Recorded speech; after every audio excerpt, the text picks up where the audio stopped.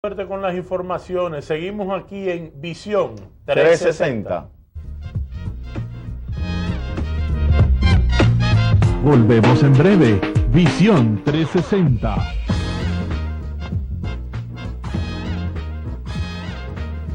¿Cansado de pagar altas facturas de electricidad en su hogar o empresa? Déjenos ayudarle y eficientizar su consumo eléctrico. Instalamos los limitadores de potencia garantizando hasta un 50% de ahorro. Energy Pro, contratistas, ahorro de energía, asesoría industrial. Desarrollamos su proyecto energético. Evaluación totalmente gratis. Energy Pro, Avenida Charles Sommer, número 28, Santo Domingo. Teléfono 809-567-5676. Visítanos en la web www.ibenergypro.com. Rudy Sabiñón viste de RS Chacabanas. Chacabanas finas al mejor precio del mercado. Por size y a la medida. 809-399-1069. RS Chacabanas.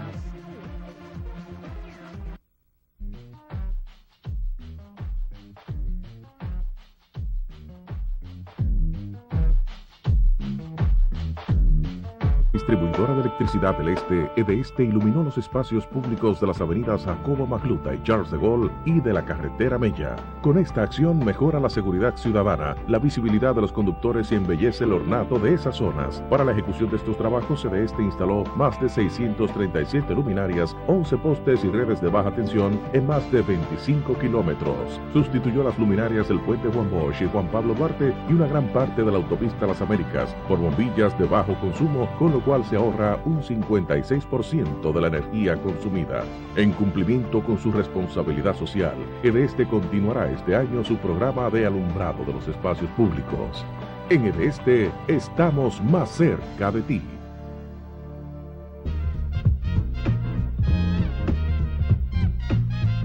Estás viendo Visión 360.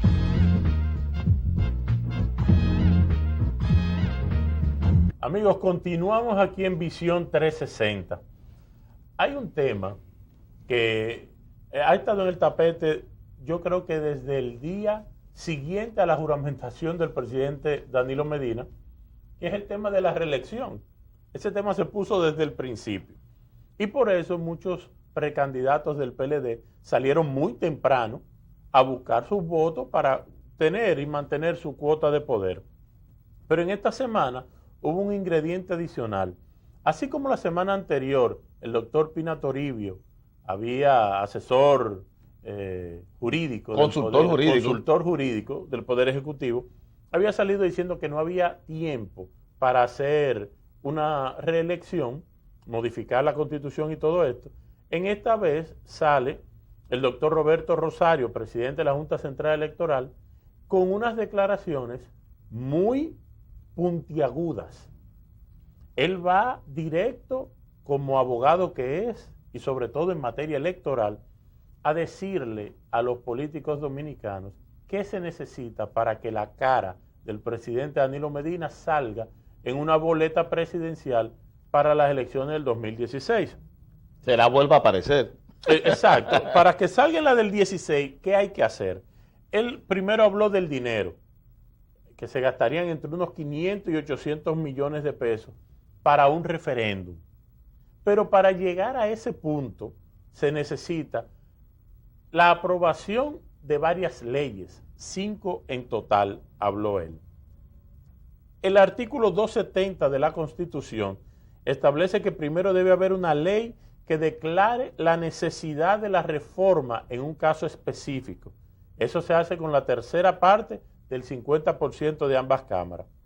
El artículo 271 de la Constitución dice que dentro de 15 días siguientes, con más de la mitad de los miembros de ambas cámaras y la decisión de las 2/3 partes, se podrá aprobar esa ley.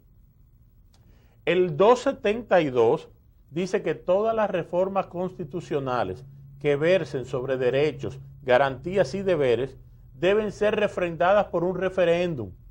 Esto hay que dejarlo muy claro porque esta no es la misma Constitución con la que Hipólito Mejía hizo la reelección.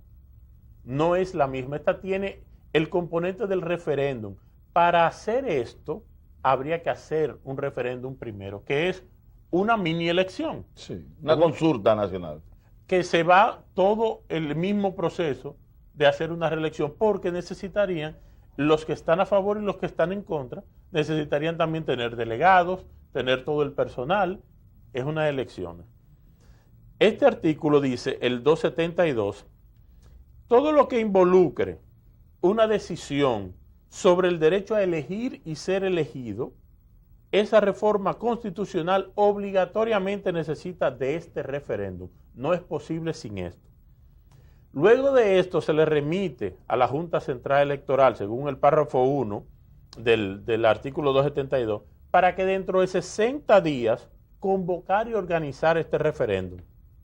Esto requiere que participe por lo menos el 30% de las personas inscritas en el registro de electores. O sea, el referéndum no se hace igual que unas elecciones nacionales. Ustedes saben que en unas elecciones nacionales, si votan 5 personas, el que sacó 3 votos, ganó. En un referéndum se necesita que vote mínimo el 30% de los inscritos para votar. O sea, va a votar una gran cantidad de personas. Más quizás, porque si está solo el 30%, quizás más que las mismas elecciones. Claro, más que en unas elecciones nacionales, sí. Exacto. De ese 30%, tiene que votar el 50%, tiene que votar a favor de esto, 50 más 1. El voto no es obligatorio en el referéndum. O sea, que hay que convencer a la ciudadanía de que vaya a votar. No es lo mismo que unas elecciones nacionales donde el voto sí es un deber ciudadano y es obligatorio. Oigan esto, el artículo 210 de la Constitución dice que es necesario para ejercer el derecho de participación que el Congreso apruebe una ley general de referéndum. Me explico. La Constitución habla del referéndum, pero no existe una ley que diga cómo hacer el referéndum. La ley macro que hace el molde para hacer el referéndum no existe. Entonces, el Congreso primero tiene que hacer esa ley. El presidente de la Junta Central Electoral aprovechó en ese momento para decir que en el Congreso se encuentra depositada una iniciativa en el sentido de la ley de referéndum, pero esto no ha sido aprobado. Es decir, primero hay que aprobar esta ley marco. Luego de aprobada, el numeral 2 dice que esa es una ley especial y particular para este referéndum. Oigan todas las cosas que hay que modificar antes de someter una reformulación a la Constitución. Porque si no, cualquiera de estas iniciativas que vaya y no se cumplan estos requerimientos, entonces el Tribunal Constitucional, que es el garante de la Constitución, va a echar eso para atrás. Y va a decir que no es posible hacer esa reforma constitucional sin antes haber hecho todo esto. Para esto, que el doctor Rosario hablaba de 500, 800 millones, 500, 800 millones aquí lo ponen 2 o 3 gente. Eso no es mucho dinero. Pero como las cosas hay que hacerlas legalmente, este dinero no está en el presupuesto de la Junta para este año. Habría que buscar ese dinero de otro lado, pero ya hay un presupuesto para el año entero. Eso significaría que habría que coger dinero de otras instituciones gubernamentales y pasárselo a la Junta Central Electoral. El artículo 234 de la Constitución dice que no podrán trasladarse recursos presupuestarios de una institución a otra si no es por una ley. Es decir, habrá que hacer una ley para aprobar la transferencia de los recursos para iniciar la convocatoria del referéndum. Luego de todo esto, entonces, una ley especial para la reforma a la Constitución de la República. Esto no es tan fácil como llevar 2,000 personas frente al Congreso. ¿Se puede hacer? ¿Hay tiempo? Bueno, el dinero lo determina todo. Hay tiempo hasta para morirse. Sí, ese tiempo está ahí. Para todo hay tiempo, pero necesitamos hacer las cosas legalmente, todos los pasos darlo. ¿Qué hacemos con impulsar una reforma constitucional que muchos pensamos que el presidente Danilo Medina lo ha hecho muy bien, que merece la oportunidad de que el pueblo vuelva y lo reelija si lo desea? porque una repostulación no implica inmediatamente una reelección. El presidente Hipólito Mejía lo trató y el pueblo le dijo que no. Entonces, una repostulación del presidente Medina. ¿Pero cómo se hace? Hay que hacer las cosas legalmente, por el librito.